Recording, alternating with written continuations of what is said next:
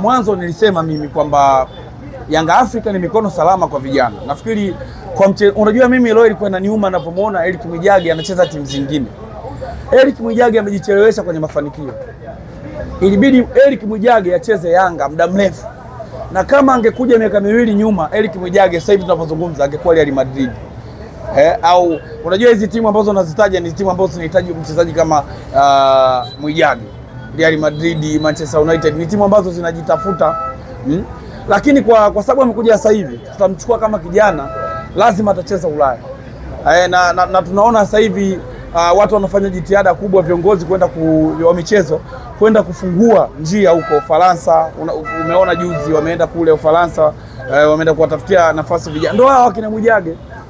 Kwa hiyo Yanga itatumika kama kivuko cha kwenda kwenye ile njia inayotengenezwa na viongozi wa michezo kwenda kwenye mataifa mengine.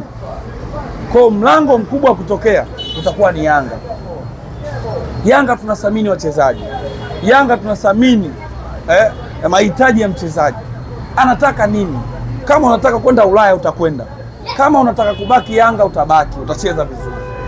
Utapewa kila kitu. Kwa hiyo Eric Mwijage ni usajili bora kuwahi kutokea kwa miaka hivi karibuni kwa vijana. Na ninaamini huyu Eric Mwijage mpira atakaocheza anaweza kaleta kombe lolote kwenye timu ya taifa ya Tanzania. Nafikiri 2027 atakuwa na nafasi kubwa sana kwa sababu amekuja timu kubwa, naye kiwango chake kikubwa, ni mchezaji mwenye thamani kubwa, ana kipaji kikubwa. Kwa hiyo tutegemee kulibakisha kombe la AFCON 2027. Na ninaelewa kocha lazima atamuita tu Mwijage kwa sababu kile kipaji ni kikubwa, amekuja kwenye timu kubwa, atabadilika. Hata kama labda hajawahi kubeba kombe, atabeba kombe kwa sababu timu ya makombe. Tumesajili mchezaji kijana wa makombe, Eric Mwijage.